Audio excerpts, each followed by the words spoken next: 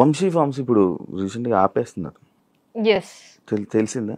ఎందుకన్నా రీజన్ తెలిసిందా? టచ్ లో రీజన్ ఓన్లీ రీజన్ వీడియో చూసాను, సంథింగ్ బిజినెస్ లాస్ అయింది అని.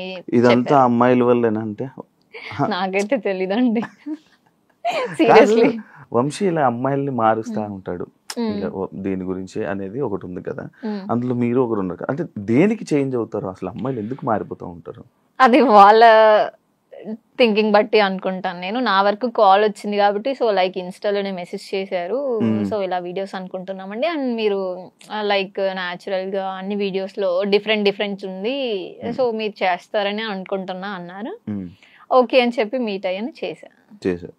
పెయిడ్. ఎంత ఇస్తారు ఒక వీడియో? ఇన్స్టా రీల్ కి బట్ట లేకపోతే ఇట్స్ లైక్ నేను ప్యాకేజ్ తీసుకున్నాను, మంత్లీ ప్యాకేజ్. మంత్లీ ఇన్ని వీడియోస్ ఎన్ని డేస్. మీరు మారిపోవడానికి reason? I have one shoots movie. అచ్చా, మూవీ షూట్స్ వల్ల వదిలేయడం జరిగింది, అంతేగాని ఎటువంటి ఇబ్బందులు అలా ఏం లేదు. మంచిగా ఉంటాడా? నా వరకు అయితే ఫస్ట్ ఆఫ్ ఆల్ నేను నా వర్క్ ఏంటి నేనేంటి అంతవరకే చూసుకుంటా, బట్ నా వరకు అయితే ఫైన్ అండి, బానే ఉంది. ఈ అలిగేషన్స్ వచ్చాయి కదా ఇవన్నీ, ఇలాగా అమ్మాయిల ఫార్మ్స్ అని ఇవన్నీ, దాన్ని మీరు ఏం చెప్పాలనుకున్నారు నార్మల్గా? ఇలా అంటే మీరు అందులో ఉండి వచ్చారు కాబట్టి నేను ఇలా మాట్లాడాలనుకుంటే ఏం మాట్లాడాలనుకున్నారు? నేనేం దాని గురించి చెప్పాలనుకోవట్లేదు అంటే నేను వదిలేసా. ఫస్ట్ ఆఫ్ ఆల్ నేను వర్క్ చేసా వచ్చా అంతే. దట్స్ కి పోతున్నా, ఎక్కడ ఏ ఊరికి పోయినా కూడా గుర్తుపట్టని వాళ్ళు లేరు. అది చర్చ అయింది లేండి, వంశీ ఫార్మ్స్ కరెక్టా, వంశీ చేసేది కరెక్టా. మొన్న మా మామ వాళ్ళు కూడా అంటున్నారు, ఆడపిల్లతో చేస్తే ఏమైతుంది అసలు, ఎవరికి ఏం ప్రాబ్లం అని మా మామ అంటున్నారు.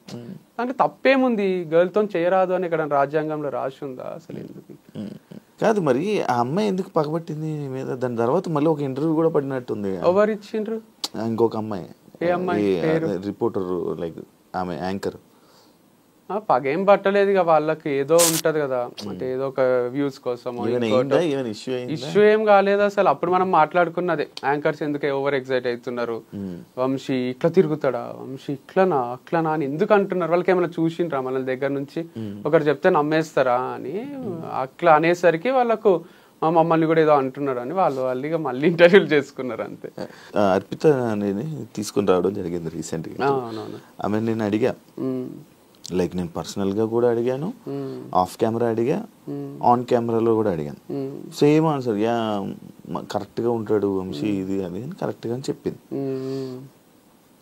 బట్ ఆమె ఇంకా ఎక్స్ప్లెనేషన్ కరెక్ట్ గా ఇవ్వలేకపోయిందేమో, బట్ అంత కరెక్ట్ గా చెప్పింది, అంత బానే ఉంది. బానే ఉండే మా మధ్యలో అసలు ఏ డిస్ప్యూట్ ఏం రాలేదు. నేను ఒకరోజు డబ్బులు లేక చెప్పిన ఇది కూడా, అదే డబ్బులు లేవు అర్పిత నీకు ఇయ్యలేను, ఆపేద్దాం వీడియోస్ అని ఇద్దరికి చెప్పిన, శ్రవంతికి అర్పితకు. అర్పిత సరే అన్నది, శ్రవంతి సరే లేట్గా ఇచ్చినా సరే నాకు కొంచెము టైం తీసుకొని ఇవ్వండి అన్నది. అందుకు ఇంకొన్ని వీడియో చేయగలిగిన, టైం తీసుకొని ఇస్తాము అని ఉద్దర పెట్టిన తన దగ్గర.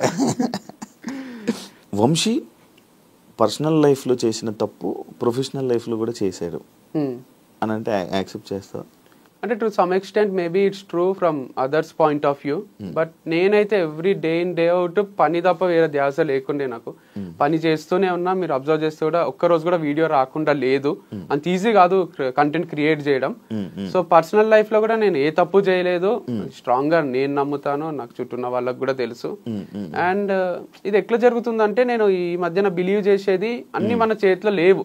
అంతా మనం రైడ్ చేసుకుంటూ పోయినా ఎక్కడి నుంచో ఏదో ప్రాబ్లం వచ్చి మనం సఫర్ అవుతాం అనమాట.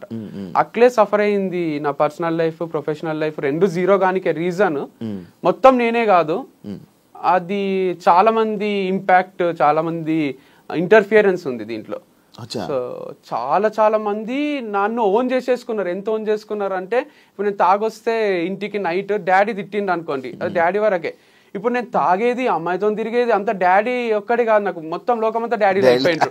మొత్తం ఇంత మంది నా పైన ఎగబడి నువ్వు ఇక్కడ చేస్తే కరెక్ట్, నువ్వు ఇది చెయ్యాలి అని ఒక టీచర్, ఒక ఫాదరు, ఒక పేరెంట్ లాగా, ఒక టీచర్ లాగా నన్ను ఇట్లా వేలు పెట్టి చూపిస్తున్నారు. ఎవ్వరికి ఏం ఎఫెక్ట్ అయితే లేదు, మళ్ళీ ఎఫెక్ట్ కాంది you have to travel in this way, this manner అని చెప్తున్నారు. సరే నాకు మంచినే ఉన్నా, నన్ను వదిలేసేయండి, నేను హ్యాపీగానే ఉన్నా, హ్యాపీనే పని చేసుకుంటున్నా అన్న, నువ్వు హ్యాపీగా ఉంటే మేము చూడలేము అట్లా, నువ్వు ఏడవాలే, నీకు డివర్స్ అయింది, నువ్వు వంశీ ఫామ్ పెట్టుకొని కూడా క్లోజ్ చేసుకొని నువ్వు ఏడవాలే, అయితేనే మాకు ఆనందం అని కొంతమంది అనుకున్నారు. ఆడికి కూడా చాలా మంది సపోర్ట్ చేసే వాళ్ళు కూడా ఉన్నారులేండి, అందుకే నడిచింది ఇన్ని రోజులు. కాకపోతే కొందరికి ఆ రోల్ తీసుకోబుద్ది అయింది, ఫ్యామిలీ మెంబర్ రోల్, నాకు సాక్షించే రోల్. సో ఎందుకు అట్లా చాలా ఓన్ చేసుకున్నారు లేండి. నన్ను బయట కూడా వంశీ గారు అన్నారు, వంశీ సార్ అన్నారు, ఏమన్నారు, హే వంశీ, హాయ్ వంశీ అనే పలకరిస్తారు. వాళ్ళకి రోజు చూసి చూసి వాళ్ళు ఇంట్లోనే ఉంటున్నా నేను అన్నట్టు అనిపిస్తుంది అనమాట. వేరే వాళ్ళు షాక్ అవుతారు, మా ఫ్రెండ్స్ నీ ఫ్రెండారా ఆయన, ఏంది వంశీ హాయ్ అంటాడు అంటే, అంతే అందరు అట్లే పలకరిస్తారు ఫామ్కి వచ్చిన వాళ్ళు కూడా. కాదు ఏదైనా ఇంకొక ఈ ఫేమ్తోని వేరే బిజినెస్ ప్లాన్ చేస్తూ చేయడానికి ప్లాన్ చేయడం వల్ల లైక్ ఇది ఆపేస్తున్నావు అని కూడా మైండ్లో.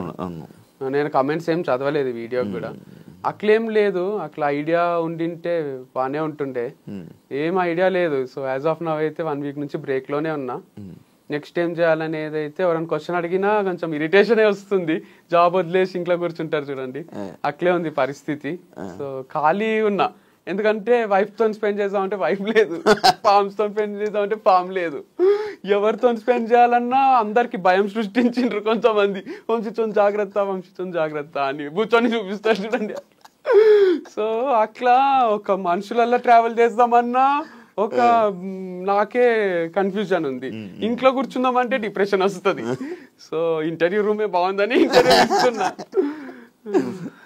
అందరినీ మోటివేట్ చేసే మీరు ఈ విషయంలో లైక్ ఇప్పుడు ఏదైతే మీ లైఫ్లో జరుగుతుందో అందులో ఫెయిల్యూర్ అయ్యారు, దీన్ని మీరు ఏం చెప్పాలనుకుంటున్నారు? దీంట్లో గ్రేట్ లైఫ్ లెసన్ ఉంది. నాకే కాదు, నా గురించి మాట్లాడిన వాళ్ళకి అందరిది ఒక చాప్టర్ లాగా తీసుకుంటే ఇంతకన్నా మోటివేషన్ ఒకటి ఉండదు. అంటే చెప్పాల్సిన అవసరం లేని మోటివేషన్.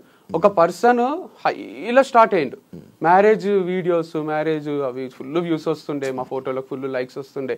తర్వాత డివర్స్ అయినాక నువ్వు వేస్ట్ గా నువ్వు అది ఇది హీరోలా చూసిన వాళ్ళే జీరోలా చూసిండ్రు. మళ్ళీ ప్రొఫెషనల్ గా కూడా అందరు హీరోలా చూసిండ్రు, లాస్ట్ కి జీరోలా చూసిండ్రు. నేను ప్రొఫెషనల్ గా జీరో అయితే సెలబ్రేట్ చేసుకుందాం అనుకునే వాళ్ళు కూడా బాధపడ్డారు. మీరు కమెంట్స్ లో నాకు మా అన్న 1-2 చెప్పిండు, నన్ను బాగా నెగిటివ్ చేసి నన్ను వీడు నాశనం అయిపోవాలి, వీడు అమ్మాయిలతో తిరుగుతుండు అది ఇది అనుకున్న వాళ్ళు కూడా అరే మా వల్లనే ఏమన్నా క్లోజ్ అయిందా అని బాధపడుతున్నారు. అంటే దీంట్లో ఏముందంటే లెసన్, ఒక ఎంపైర్ కూలిపోవాలంటే వాళ్ళే తప్పు చేయాల్సిన అవసరం లేదు, చుట్టూన్న వాళ్ళ తప్పుల వల్ల కూడా దాన్ని కూల్చేయచ్చు. వెన్నుపోటు అంటారు కదా, సో ఇది ఒక పెద్ద వెన్నుపోటు లాంటిది. ఇది నన్ను నేను ఊరేసుకొని చచ్చిపోలే, నేను వెనుక నుంచి వచ్చి కుచ్చి చంపినట్టు ఇది. సో నన్నేం చేయలేక నా ఫార్మ్స్ ని చేసేసిండ్రు అని, అది కూడా హార్ట్ బ్రేకే. అంటే చాలా చాలా సెన్సిటివే ఇది, ఎందుకంటే లక్షల అప్పు ఉంది, అంటే చాలా అప్పు ఉంది. వాళ్ళందరూ అడుగుతున్నారు, వాళ్ళకి ఏం చెప్పాలో అర్థం కాదు, టైం తీసుకుంటున్నా. అండ్ దాంతోపాటు నెక్స్ట్ ఇన్కమ్ సోర్స్ ఏది లేదు నాకు, అందుకే ఇంత బాధపడుతున్నారేమో పేరెంట్స్ కూడా. అండ్ నా ప్లేస్లో ఉంటే వేరే వాళ్ళు సూసైడ్ చేసుకునే ఛాన్సెస్ ఎక్కువనే ఉండే. నేను బయటికి నవ్వుతున్నా కానీ చాలా సఫకేటింగే ఉంది.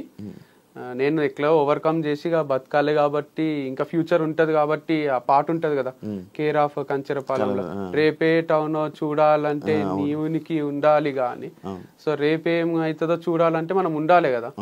అందుకు గుండె ధైర్యం ఒక్కటి ఉంది, ఇంకేం లేదు నా దగ్గర. అసలు ఆస్తులు కూడా లేవు, ఆస్తులు అని ఉంటే ఒక 2 ఎకరాలు అమ్మేసి అందరికి తీర్చేస్తుంటే అని, 1 రూపాయి ఆస్తి లేదు, అప్పులు తప్ప ఏం లేవు. దాంతో పాటు నెగటివిటీ కూడా ఉంది. మరి ఈ నెగటివిటీతో మళ్ళీ వేరే బిజినెస్ చేయలేదు, ఒకవేళ ఇది చేసినా కూడా మళ్ళీ అదే నెగటివిటీ స్టార్ట్. అంటే కంప్లీట్ లేదు కదా, 100 లేదు, 50-50 ఉంది. 50 మెంబర్స్ వంశీ హైలైట్ అంటారు, 50 మెంబర్స్ వంశీ వేస్ట్ గాడు అంటారు. సేమ్ బిగ్ బాస్ లా దాంట్లో ఉంటది చూడండి, కొంచెం అట్లుంది. యునానిమస్ గా లేదు, కాకపోతే నేను అంత క్లాసులలో అక్కడ యునానిమస్ చూస్తుంటే, 100 మంది పిల్లలు ఉంటే 98 మంది సార్ హైలైట్ చెప్తాడని మంచి అట్లుంటుండే. కాదు ఇప్పుడు నువ్వు ఏదైనా వేరే బిజినెస్ పెట్టావనుకో, మళ్ళీ ఇదే పోట్లు, ఇవే పాయింట్లు, ఇవే కామెంట్లు, ఇదే బ్యాడ్ చేస్తే ఏం చేస్తావు? అందుకే ఆలోచిస్తున్నా వెనకాలండి నడిపియాలా అని. నేను ఆన్ స్క్రీన్ రాకుండా దాచుకొని వెనకాల ముందు వేరే ఫేస్ ని పెట్టి వేరే హీరోనో హీరోయిన్ అట్లా చేయాలి. లేదా ఇదంతా వద్దు అనుకొని వేరే ఏదైనా జాబ్ చేయొచ్చు, లేదా ఇంకో వ్యవసాయం కనపడకుండా చేయొచ్చు. అంటే జాబ్ అంటే ఫ్లెక్సిబుల్ గా మనకు తగ్గట్టు ఏదన్నా నెలకు 5 లక్షలు ఇచ్చిండ్రు అనుకోండి, 8 గంటల జాబ్ ఉంది అనుకోండి, చేయగలను. అంటే అప్పులు తీర్చేంత వరకు చేసేస్తా. సో అది ఒక 2 years చేసి అప్పులన్నీ తీర్చి తర్వాత ఏదైనా స్టార్ట్ చేసుకుంటా. నెలకు 5 లక్షలు 2 years పని చేయాలి, అప్పుడు తీర్చదు అప్పు. అందుకంటే 60 లక్షలు దాంట్లో ఒక 10 లక్షలు నా ఖర్చులు పోయినా 1 కోటి రూపాయలు అప్పు అనేది తీరిపోతుంది. 1 కోటి రూపాయలు ఉంది అప్పు ఆల్మోస్ట్ ఉంది. సో 50 లక్షలు వరకు ఒక్క ఇన్వెస్టర్కే ఉంది, ఇంకా కూడా లక్షలు ఉన్నాయి వేరే వాళ్ళకు. బాగానే అయినాయి కానీ ఏమో దీని వల్ల ఏమైనా వచ్చే ఉన్నాయి ఇప్పుడు ఈ సేల్? ఏం లేవు, చిల్లర పైసలు రావడమే. ఓనర్ ఒకటి ఏమైనా అడ్వాన్స్ తిరిగిస్తే అది హెల్ప్ అవుతుంది. 6 నెలలు అడ్వాన్స్ ఉంది వాళ్ళ దగ్గర, 1 నెల నేను ఇయ్యలేదు, ఇంకో 5 నెలలు ఉంది. వాళ్ళు కూడా ఏమో అంటున్నారు, చూడాలి. మరి అది 5 నెలలు ఉన్నది అంటే నడిపించాల్సింది ఒక 5 నెలలు అలాగా. అట్లా ఒప్పుకుంటలేరు, ఇయ్యో నడిపియో అంటున్నారు. ఇప్పుడు మనం అమౌంట్ పే చేసి కరెంట్ మంత్ది కూడా నడిపియమంటున్నారు. 5 నెలలు ఉంది కానీ నడిపించుకుంటాము అంటే అట్లా ఒప్పుకుంటలేరు. మీ పేరెంట్స్ లైక్ డౌట్ జనరల్గా లైక్ ఇప్పుడు మీ పర్సనల్ లైఫ్లోనే ఫెయిల్ అయ్యి మళ్ళీ ప్రొఫెషనల్ ఇలా ఫెయిల్ అయ్యి ఇలా మీ ఫ్యామిలీ మెంబర్స్ కానీ మీ పేరెంట్స్ కానీ ఏం రియాక్ట్ అవుతున్నారు, ఏమంటున్నారు అని? అంటే it's not over until it's over. వాళ్ళకు కూడా తెలుసు వంశీ చాలా strong character, hill bounce back strongly అని అందరూ నమ్ముతున్నారు, జనాలు కూడా నమ్ముతున్నారు. ఎందుకంటే ఒక చాప్టర్ ఎండ్ అయింది. బుక్ అంటే ఒక చాప్టర్ కాదు కదా, 100 చాప్టర్లు ఉంటాయి, దాంట్లో ఒక చాప్టర్ ఎండ్ అయితే ఎండ్ కాదు కదా. కాకపోతే ఫెయిల్ అనేది కూడా ఫస్ట్ అంతా సక్సెస్, తర్వాత అంతా ఫెయిల్, మళ్ళీ సక్సెస్, మళ్ళీ ఫెయిల్, మళ్ళీ ఒకటి స్టార్ట్ చేసి ఈసారి ఇక ఫెయిల్యూర్ లేకుండా ఎండ్ వరకు దీన్ని తీసుకుపోవాలన్నమాట. ఏదన్నా మనం అనుకుంటే అవుతుందా? కాదు కానీ అనుకోవాలి కదా, అనుకోకుంటే అసలే కాదు, స్టార్టే కాదు. కాకపోతే ఇది ఒకటి ఉంది గట్టిగా నాకు అర్థమైంది ఏంటంటే నేచర్ ఒకటి ఉంది. మనము మంచిగా ఏదైనా చేస్తుంటే ఏదో ఒక డిస్టర్బెన్సెస్ క్రియేట్ అవుతున్నాయి, అంటే మన ప్రమేయం లేకుండానే అవుతున్నాయి. యాక్సిడెంట్ లాగా ఉంది అనమాట ఇది. సో అట్లాంటి యాక్సిడెంట్లు చాలానే జరుగుతున్నాయి. అప్పుడు అనిపిస్తుంది అరే దేనికోసమో ఏమేమో చేస్తున్నాం, అంత క్యాల్కులేటెడ్ గా బతుకుతున్నాం కానీ ఏదో ఒకటి వచ్చి ఎఫెక్ట్ కొడుతుంది. ఏం చేయాలో అని కూడా ఒక్కొక్కసారి అనిపిస్తుంది. అంటే నిజంగానే దేవుడు ఉన్నట్టున్నాడు, పవర్ ఉన్నట్టుంది, నేచర్ ఉన్నట్టుంది, అది మనల్ని చూస్తుంటదేమో, దిష్టి తగులుతుందేమో. అందరూ మొన్న ఒకసారి సాంగి టెంపుల్ పోతే నాకు అసలు వీటిపైన పెద్ద నమ్మకం ఉండకుండే చిలక జ్యోతిష్యం చెప్తారు కదా, ఆయన అది కార్డు తీసి చిలక జ్యోతిష్యం చెప్తున్నాడు. చూసి నాకు పెళ్ళైన విషయం చెప్తున్నాడు, నాకు డివర్స్ అయిన విషయం చెప్తున్నాడు, మీకు మళ్ళీ 2సారి పెళ్లి అవుతుంది అంటున్నాడు. చాలా ఒకసారి అని అందం అనుకున్నా, వీడియో చూసి చెప్పాడు అదే అనుకున్నా. ఫ్యాన్ కానీ ఆయన అసలు చాలా ఏజ్డ్ పర్సన్ ఉన్నాడు, ఆయన ఏం గుర్తుపట్టినట్టు లేడు, వెరైటీ ఉన్నట్లేండి. ఆయన ఫ్యాన్ అయితే అర్థమైపోతుండే. ఆయన అదొకటే కాదు ఇంకా వేరే కూడా నిజాలు చెప్తున్నాడు. ఇక ఇది ఇంత పవర్ ఉంటుందా అంటే వేరే వాళ్ళ పక్కన వాళ్ళ ఫ్రెండ్స్ అంటున్నారు దాంట్లో ఏదో ఫార్ములా ఉంటదంట, రాశులు అవి. సరే అది పోని మహాబలేశ్వర్ పోయినా, ఆడ చెయ్యి చూసి ఆయన నాకు ఎవరి వల్ల ప్రాబ్లమ్స్ వస్తాయి, ఏమైతుంది, నీ దగ్గర అందరు డబ్బులు ఉన్నాయి అనుకుంటారు కానీ నీ దగ్గర లేవు అని north Indian palmist same Prabhas లాగా చెయ్యి చూసి మొత్తం చెప్తున్నాడు. ఇట్లా కళ్ళ కట్టినట్టు నువ్వు మనసులో ఒక నంబర్ అనుకో, నువ్వు మీ అమ్మ పేరు అనుకో, ఏ నంబర్ అనుకున్నావు నేను చెప్తా అని నేను మనసులో అనుకున్న నంబర్ అయినా బయటికి చెప్తున్నాడు.